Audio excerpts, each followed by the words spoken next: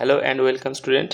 তো আমরা যেমন বলেছিলাম যে আমরা এই কোশ্চেনের সলিড আমরা ডিটেল এক্সপ্লেনেশন আর কি দেব from haloalkane haloarene chapter থেকে। সো যে 25টা কোশ্চেন তোমাদেরকে দেওয়া হয়েছিল নিজেদেরকে প্র্যাকটিস করার জন্য, তো তার আজকে আমি ডিটেলস ভিডিওটা এখানে করছি।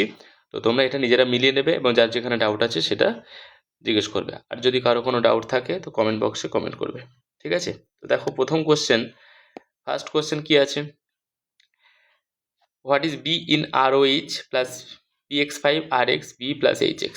তো ফার্স্ট কোশ্চেনের অ্যান্সার হবে POX3, this will be the right answer, POX3।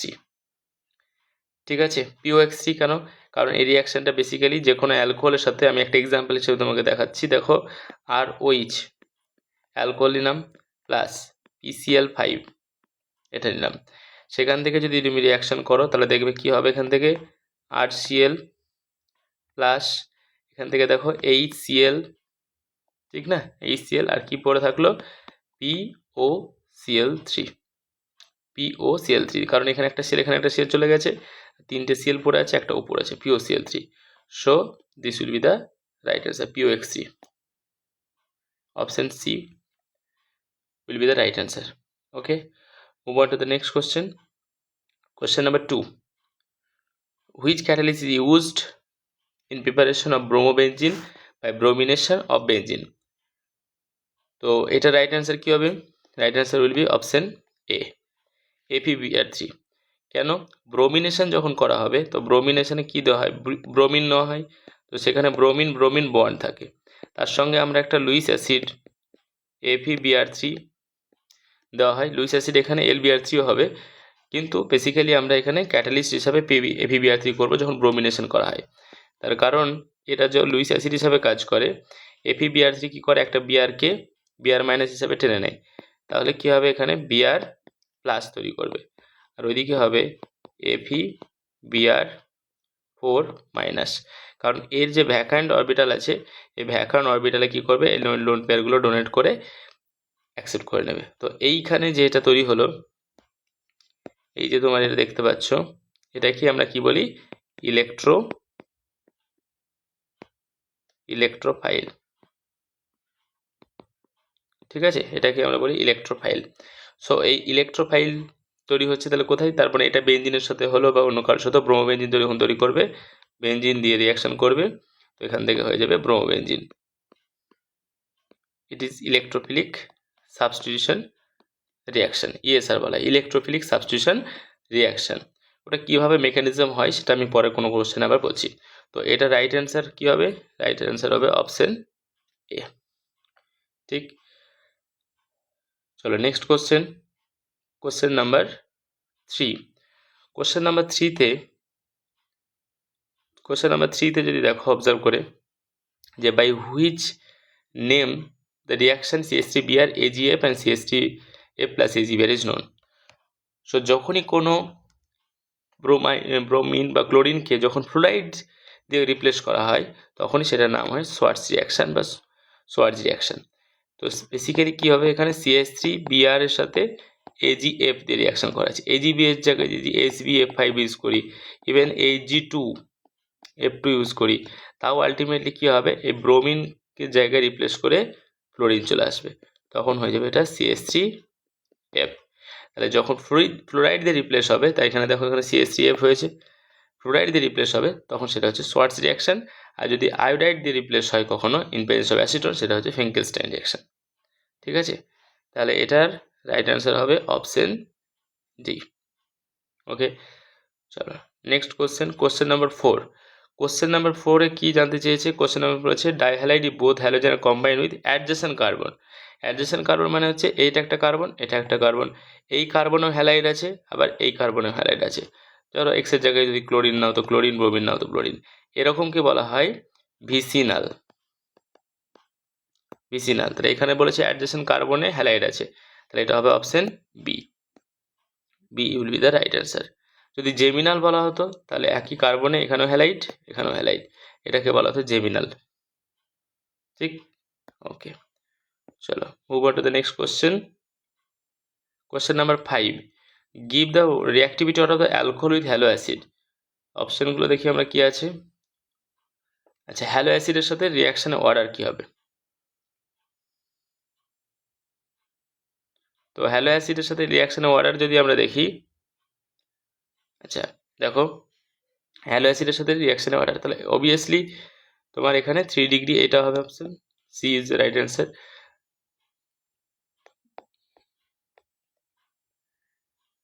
তাহলে এইখানে কোশ্চেন আমাদেরকে জানতে চেয়েছে যে হ্যালো অ্যাসিড বলতে, এই যে কোশ্চেনটা একবার দেখা যাক কি বলতে চেয়েছে কোশ্চেনটা হচ্ছে কোশ্চেন নাম্বার 5, কি the reactivity of alcohol with hello acid. Okay, alcohol with hello acid যদি আমরা দেখি, হ্যাঁ, তাহলে এই অ্যালকোহল, নেক্সট হচ্ছে এটা একটা অ্যালকোহল, এটা কত ডিগ্রি? 3 ডিগ্রি।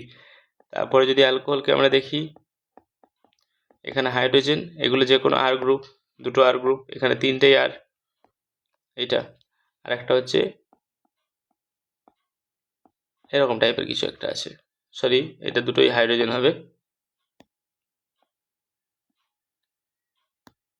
এটা দুটোই হাইড্রোজেন, এখানে হয়েছে। তাহলে এটা 2 ডিগ্রি, এটা 1 ডিগ্রি। তাহলে এগুলো সবার সাথেই যদি আমি রিয়াকশন করি, যে কোনো হ্যালোজেন অ্যাসিড, এই সিএলএ তো নিলাম, তো ফার্স্ট অফ অল কী হবে? সব জায়গায় প্রোটোনেটেড হবে, OH2 প্লাস হবে, এটাও OH2 প্লাস হবে, ইভেন এটাও OH2 প্লাস হবে। সব জায়গা থেকে কি হবে? এটা বেরিয়ে যাবে, কার্বোকার্বন ফর্ম হবে। তো এইখানে যে কার্বোকার্বনটা ফর্ম হবে 3 ডিগ্রি, এটা কি মোর স্টেবল। এখান থেকে যে কার্বোকার্বনটা তৈরি হবে ওটা হচ্ছে লেস স্টেবল হবে, আর এখান থেকে যে কার্বোকার্বন হবে সেটা কিন্তু আরও স্টেবল, কারণ stability of 3 degree greater than 2 degree greater than 1 degree, hyper conjugative effect সব থেকে বেশি হবে, এখানে আলফা হাইড্রোজেন বেশি থাকবে যদি এখানে আরের জায়গায় মিথাইল এগুলো আমরা নিই, ঠিক আছে। তো সে কারণে 3 degree 2 degree 1 degree reactivity order ফাস্টার হবে, অর্থাৎ হ্যালোজেনের সাথে এটা সঙ্গে সঙ্গে এর হ্যালাইড যখন ফর্ম হবে সিএল মাইনাস আসবে, এবার সিএল মাইনাস এসে কী করবে? এখানে অ্যাটাক করে দেবে, এই হ্যালাইড ফর্মেশনটা খুব তাড়াতাড়ি হবে, ফাস্টার হবে, টার্বিডিটি অ্যাপিয়ার করবে। So right answer will be option C. Next also question, high purity and more quantity of haloalkane are obtained by. So it is very important question. All of the above questions are important, but it is very important because most of the time in NEET or JEE তে এই কোশ্চেনটা কিন্তু এসেছে। কি বলেছে? High purity and more quantity, right answer will be option D. কারণ আমরা একটু আগে রিয়াকশানটা ওখানে দেখলাম যে আরওএইচ অ্যালকোহল থেকে আমরা PCl5 দিয়ে যদি রিয়াকশান করি তাহলে RCl পাই, ঠিক, সঙ্গে POCl3 পাই, তাই না? আবার সঙ্গে HClও পাই। কিন্তু যদি SOCl2 দিয়ে করি সেক্ষেত্রেও তো আমরা RCl পাবো, কিন্তু সঙ্গে পাবো SO2 গ্যাস এবং HCl গ্যাস, এই দুজনই কিন্তু গ্যাস, তাই রিয়াকশান মিডিয়াম থেকে যদি ওরা বেরিয়ে যায় তাহলে পিওর RCl পাবো, কিন্তু এইখানে উপরটার ক্ষেত্রে POCl3টা হচ্ছে লিকুইড, তো দ্যাটস ওয়াই ওটা কিন্তু আমরা, ঠিক আছে, এটা কিন্তু আমরা এটা লিকুইড হওয়ার জন্য সাথে কী হবে? মিশে থাকবে, এটাও লিকুইড, তাই জন্য এটাকে আবার সেপারেট করার জন্য এক্সট্রা খরচ করতে হবে। তো high purity and more quantity of haloalkane are obtain by reaction of alcohol with SOCl2. This will be the right answer, option D.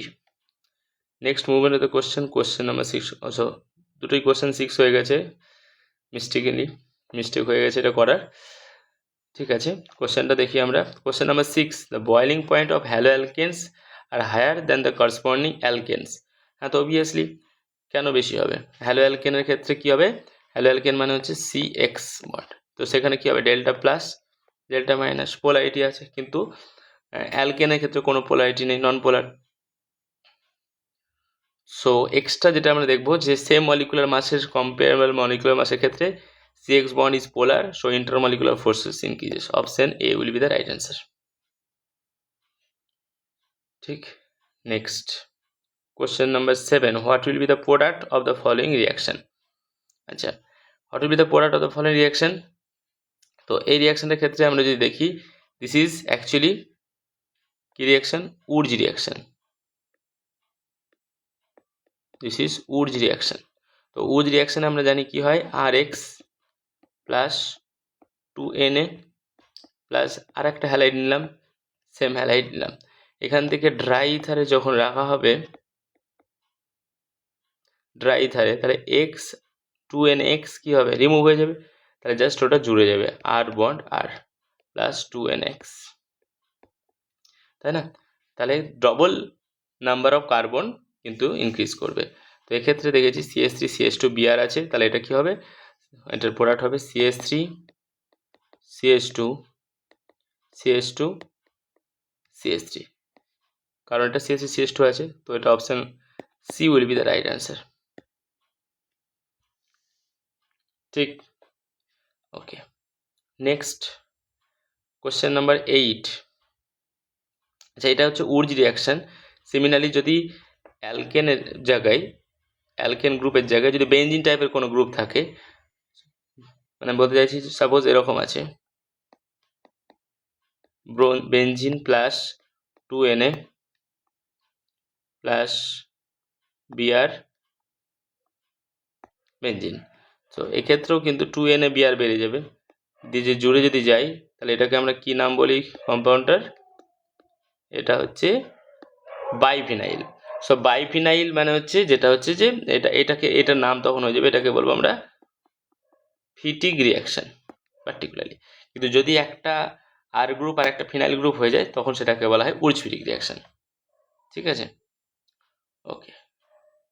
So move on to the next question, question number 8. Which of the following compound is most easily converted to a phenol when heated with aqueous NaOH solution? তাহলে এটা কি হবে? Most easily convert to ফেনলে convert করতে হবে when heated with aqueous NaOH solution, most easily. তা আমরা জানি যে ক্লোরোবেনজিনে ডাইরেক্ট আমি NaOH দিয়ে সহজে এটাকে ফেনল বানাতে পারি না, তাই না? H প্লাস দিলাম, একবারে ডাইরেক্ট লিখে দিলাম OH।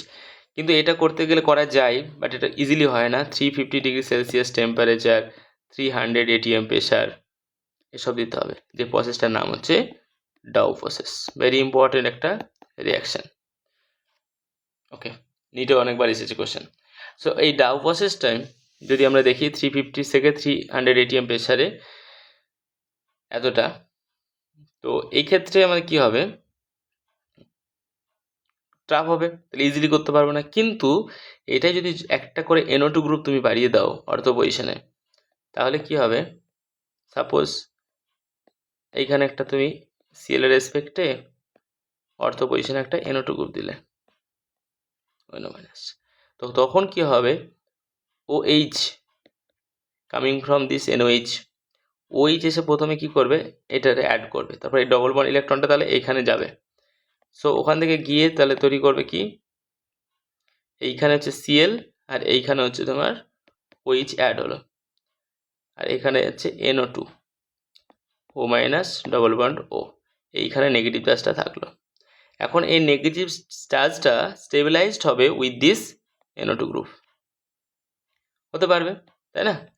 কিন্তু আগে কোনো NO2 গ্রুপ ছিল না, সো স্টেবিলিটি দিতে পারছিল না। তাহলে এইরকমভাবে স্টেবিলিটি দিতে পারছে, দেন আলটিমেটলি কিন্তু ব্যাক করে এই নেগেটিভ চার্জটা আবার ঘুরে ফিরে এসে এখান থেকে আসবে, এটাকে বার করে দেবে। তো সো এখান থেকে আলটিমেটলি কি তোমার তৈরি হলো? ঘুরে থাকলো, এখানে NO2 যেমন ছিল থাকলো, আর এখানে হয়ে গেল একটা OH। আলটিমেটলি Cl-কে রিপ্লেস করে OH এলো, ফেনল তৈরি হয়ে গেল, আর এখানে একটা NO2 থাকলো। তো NO2 গ্রুপ থাকার জন্য এটা অনেকটা ভালো হয়ে গেল, ইজি হয়ে গেল। তো একটা এই নাম হচ্ছে পার্টিকুলারলি, এটার নাম হচ্ছে SN সাবস্টিটিউশন হলো, কিন্তু প্রথম হচ্ছে অ্যাডিশন হচ্ছে, OH মাইনাস অ্যাড হয়েছে, this is addition, then Cl minus বেরিয়ে গেছে, এলিমিনেশন। তাই SNAE মেকানিজম বলা এটাকে, ঠিক, SNAE মেকানিজম। তো সেই কারণে কি হয়েছে, এটা খুব ফাস্ট হয়ে গেল, ভালো হয়ে গেলো। তাহলে একটা NO গ্রুপ যদি থাকে ভালো হয়, তাহলে দুটো থাকলে আরও ভালো হবে, তিনটে থাকলে আরও ভালো হবে। তখন আমাকে এত কন্ডিশন, ড্রাস্টিক কন্ডিশন দিতে হবে না, জাস্ট ওয়ার্ম করলেই হবে। সেটা কোন অপশানে? Option D. 2,4,6 ট্রাইনাইট্রোক্লোরোবেনজিন মানে এর রেসপেক্টে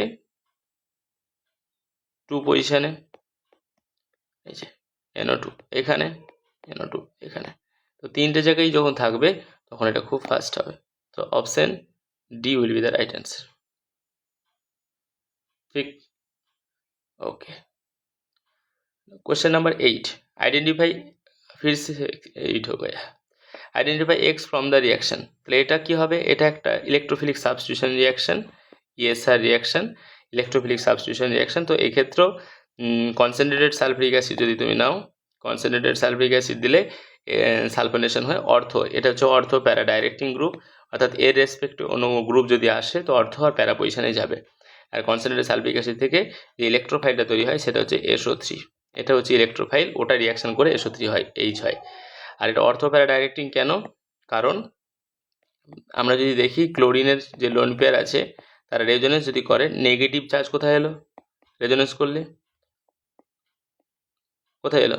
এখানে ডবল বন্ড হলো Cl প্লাস, এখানে নেগেটিভ চার্জ এলো, এই নেগেটিভ চার্জটা আবার এখানে ব্যাক করলে আবার কোথায় আসবে নেগেটিভ চার্জ? এইখানে রেজোনেন্স করলাম, তাহলে এখানে ডবল বন্ড, এখানে নেগেটিভ চার্জ, এখানে ডবল বন্ড Cl, ঠিক আছে? এটা আবার এটা যখন ঘুরে আসবে নেগেটিভ চার্জটা কোথায় আসবে? অর্থতে। তাহলে দেখতে পাচ্ছি অর্থ, প্যারা, আবার এই অর্থ, তিনটে জায়গাতে নেগেটিভ চার্জ আসছে, অর্থ, দুটো অর্থ আর একটা প্যারা। তার মানে কি, নেগেটিভ চার্জ মানে এক্ষেত্রে ইলেকট্রন ডেন্সিটি বেশি আছে সেখানে। তাহলে যেখানে বেশি সেগুলো ভালো ঘর, তাহলে এর রেসপেক্টের ভালো ঘর কোনটা?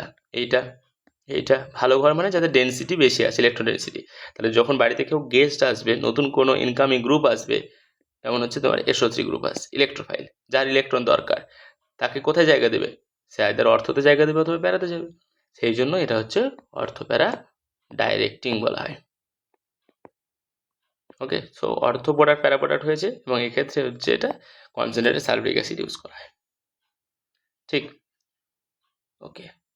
দেন question number 9, which of the following compound is not chiral? আচ্ছা, কোনটা কাইরাল নয়? তো কাইরাল, নট কাইরাল, কাইরাল মানে কি? কাইরাল মানে হচ্ছে যখন কোনো একটা কার্বন তার চারটে কার্বনের যে চারটে ভ্যালেন্সি, চারটে ডিফারেন্ট গ্রুপ দিয়ে থাকবে। সাপোজ ধরলাম এটাকে বলছি আমি একটা, আচ্ছা ধরে নিলাম একটা এক্সাম্পল হিসেবে ফর Br, এটা একটা H, একটা COH, আর এখানে একটা ধরো তোমার এক্সট্রা আবার আছে CH3। তাহলে দেখো এই কার্বনটাকে বলবো আমরা কাইরাল কার্বন, কারণ এখানে একটা ব্রোমিন, এখানে হাইড্রোজেন, CH3, COH, চারটে ডিফারেন্ট গ্রুপ আছে। ঠিক, সো সেই কারণে আমরা এটাকে তখন বলবো কাইরাল কার্বন।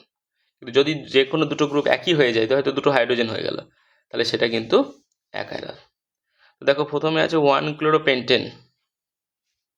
তো 1-ক্লোরোপেন্টেন, পেন্ট মানে কটা কার্বন? 5টা কার্বন, 1 2 3 4 5। 1-ক্লোরো মানে এখানে থাকবে, আর বাকি নিশ্চয়ই তাহলে এই দুটো কি থাকবে? হাইড্রোজেন থাকবে। বাকি এগুলো সব হাইড্রোজেন থাকলো, ঠিক আছে, এদিকে যা থাকলো থাকলো, কিন্তু একই কার্বনে দেখো এখানে একটা হাইড্রোজেন, এখানে একটা হাইড্রোজেন, দুটো সেম হয়ে গেছে, so it is achiral. So option A will be the right answer. এটাই হচ্ছে নট কাইরাল। বাকিগুলো করে দেখলে দেখবে যে অপশনগুলো কোনো না কোনোভাবে আলাদা হচ্ছে। ঠিক আছে, next question number 10, for the following the increasing order of nucleophilicity would be. Nucleophilicity দেখো F minus, Cl minus, Br minus and I minus, এদের নিউক্লিওফিলিসিটি অর্ডার দুটো মিডিয়ামে দুরকম হবে। এখানে যদিও কোশ্চেনে সেরকম কিছু বলেনি, তবে অর্ডার একটা ফলো করে আমাদেরকে করতে হবে। সেটা হচ্ছে যে এখানে অবভিয়াসলি যদি আমরা দেখি তো অপশন অনুযায়ী আমাদেরকে এখানে করতে হবে অপশন সি, তাই না? I মাইনাসের বেশি। তো এখন I মাইনাসের কখন বেশি কখন কম যদি দেখি, যে পোলার মিডিয়ামে দেখো, পোলার তো বুঝলাম, কিন্তু পোলার প্রোটিক মিডিয়াম, পোলার প্রোটিক বলতে কীরকম? এক্সাম্পল ওয়াটার, মিথানল, ইথানল, এরকম। তাহলে কি হবে? F মাইনাসের সাইজটা কি? ছোট। ছোট যদি হয় চার্জ ডেন্সিটি অনেক বেশি। I মাইনাসের সাইজ কি? বড়। তাহলে এই চার্জ ডেন্সিটি বেশি মানে এখানে সলভেন্ট কিন্তু বেশি পরিমাণে ঘিরে ধরবে একে, ঠিক কি না? এখানে সলভেন্ট তোমাকে কিন্তু বেশি পরিমাণে ঘিরে ধরবে, এটা বেশি করে। ক্লিয়ার? তাহলে বেশি করে যদি ঘিরে ধরে তাহলে এই F মাইনাস কি আর ভালো কাজ করতে পারবে? পারবে না, বেশি সলভেটেড হয়ে যাবে। তো সলভেটেড যদি বেশি হয়ে যায়,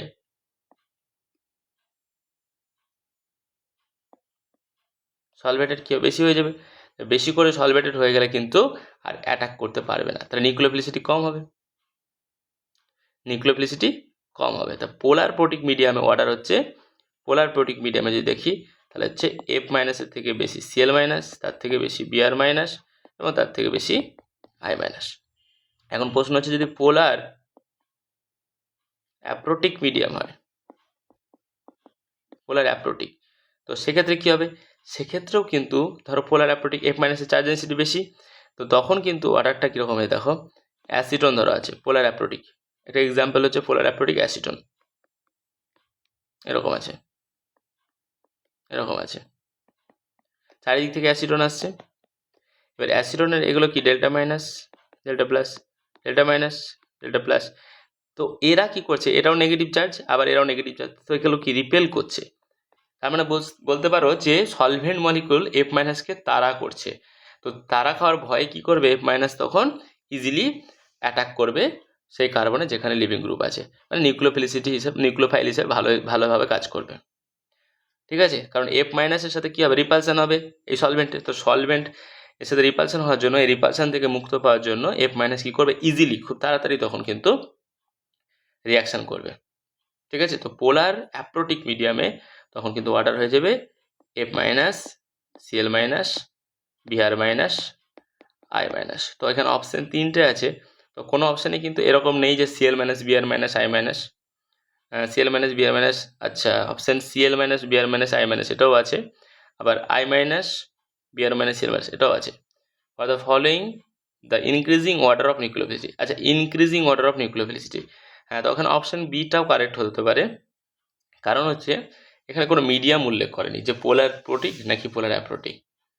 ঠিক আছে, তো যদি কিছু না উল্লেখ করে থাকে, যদি গ্যাস ফেজ ধরে নিই আমরা যে গ্যাস ফেজে কিন্তু অর্ডারটা অবভিয়াসলি, তাহলে এটা হবে, এটা will be the right answer. ঠিক আছে,